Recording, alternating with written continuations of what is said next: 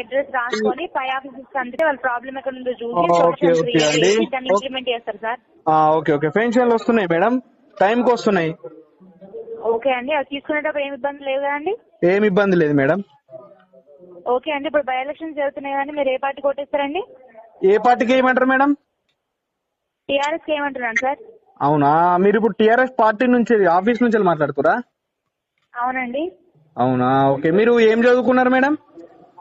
Post graduation అండి. Post graduation చేసుకొని okay, post graduation చేసిరు. అది చేసిన తర్వాత ఏం చేస్తున్నారు? చేసిన తర్వాత ప్రజెంట్ ఖాళీ ఉన్నాను సార్. నాకు చిన్న బాబు ఉన్నాడు, నాకు లాస్ట్ ఇయర్ పీజీ కంప్లీట్ అయింది. చిన్న బాబు ఉన్నాడు, వాని వల్ల నేను ఏ వర్క్ చేయట్లేదు సార్. ఇప్పుడు నెక్స్ట్ ఇయర్ జాబ్ కి అప్లై చేసుకుంటా. ఏం జాబ్స్ కు?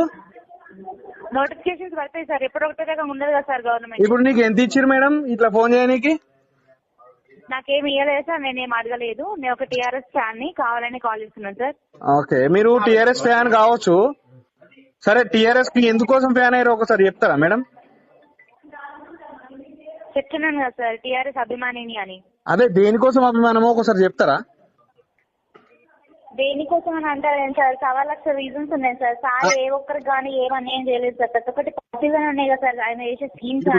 మీకు మేడం ఒకటి కాన్సెప్ట్ మీకు అర్థమైతే లేదు. చదువుకున్నా, పోస్ట్ గ్రాడ్యుయేషన్ చేసినా అని అంటున్నావు. కొంచెం ఆలోచించాలి, దిమాకు పెట్టి ఆలోచించాలి మేడం. పోస్ట్ గ్రాడ్యుయేషన్ చేసినా అని చెప్తున్నావు, ఇంటికాడ ఉన్నా అంటున్నావు, నోటిఫికేషన్లు పడతాయని అంటున్నావు. పోయి మా లాంటి వాళ్ళకి ఫోన్ చేస్తున్నావు. మేము సంకనాకుతున్నాం అంటున్నావు చదువుకొని. సార్ ఒకసారి మళ్ళీ ఒకసారి మాట్లాడండి. మేడం, మీరు పోస్ట్ గ్రాడ్యుయేషన్ కంప్లీట్ చేసినా అంటున్నారు. మాది కూడా పోస్ట్ గ్రాడ్యుయేషన్ అయిపోయింది. మేము రోడ్లు పట్టుకొని చేస్తున్నాము. నువ్వు అంటే ఒక ఆయన పెళ్లి చేసుకున్నావు, ఆయన దాస్తున్నావు. మరి మేము ఎట్లా చదవాలి? ఏం పని చేసుకోవాలి మేడం? సార్ ఇప్పుడు నేను ఇంత ముందే చెప్పిన సార్, నోటిఫికేషన్స్ పడతాయని సార్. నేను ఇప్పుడు సరే, అంటే ఆలోచించకుండా చెప్పాను కదా సార్. నోటిఫికేషన్ పడకపోతే మీరు జాబ్ ఇస్తారా మేడం? ఆ నోటిఫికేషన్ పడకపోతే నేను జాబ్ ఇస్తాను సార్. పడకపోతే నేను ఆల్రెడీ ముందు సార్ తోటి మాట్లాడి ఎవరు కాలేజ్ ఏ సార్ తో మాట్లాడారు మేడం? ఏ సార్ తో మాట్లాడారు? హరీష్ రావు సార్ తోటి. హరీష్ రావు సారేనా నోటిఫికేషన్లు ఇచ్చేది? సార్ చెప్తే సార్ ఇంప్లిమెంట్ చేసి గవర్నమెంట్ చూసేటట్టు చేస్తారు సార్. అవునా, అంటే ఇప్పుడు హరీష్ రావు సార్ ఇంతకు ముందు లేడా మేడం? ఇప్పుడే వచ్చిండా? బై ఎలక్షన్ అప్పుడే వచ్చిండా? అంతకు ముందు లేడా? ఎప్పుడైనా ఉన్నాడు. మరి అప్పుడు ఎందుకు నోటిఫికేషన్లు ఇవ్వలేదు సార్? ఎవ్రీ ఇయర్ ఏదో ఒక స్కీమ్ తో ముందుకు వెళ్తూనే ఉన్నారు సార్. స్కీమ్ కాదు మేడం, స్కీమ్ ఏం స్కీమ్ చేస్తున్నావు? ఇప్పుడు రైతు బంధు ఇచ్చిండు, 4 సార్లు ఇచ్చిండు. 4 సార్లు అంటే నాకు 1 ఎకరా ఉన్నది. ఇప్పుడు ఎంత? 4 నెలల 16, సరే 5,000 అనుకున్నా, 20,000 ఇచ్చిండు. ఇప్పుడు నాకు ఒక దగ్గర కొంచెం ల్యాండ్ ఉంది, దానికి నాకు 40,000 LRS పడుతుంది. మరి ఇప్పుడు 20,000 ఇచ్చాడు, 40,000. మరి ఇప్పుడు ఏం చేయమంటావు? పాజిటివ్ చెప్పండి మేడం. పాజిటివ్ ఇప్పుడు పాపం డబుల్ బెడ్రూమ్ అన్నాడు, నీకు ఇచ్చి రాయింది మరి ఒకటి. డబుల్ బెడ్రూమ్ వెళ్ళాల్సిన అవసరం నాకు ఇంకా రాలేదు సార్. డబుల్ బెడ్రూమ్ నీకు అవసరం లేదు, ఎందుకంటే నువ్వు మంచిగా సాటిస్ఫైడ్ గా మంచిగా డబ్బులున్న వ్యక్తివి కాబట్టి నీకు అవసరం లేదు. మరి పేద ఉంటారు కదా, వాళ్ళకి అవసరమా కాదా? సార్ అవసరమే సార్. మీరు అప్లికేషన్ పెట్టుకోలేరా డబుల్ బెడ్రూమ్ లకి? ఏంది మేడం? డబుల్ బెడ్రూమ్ లకి అప్లికేషన్ పెట్టుకోలేరా?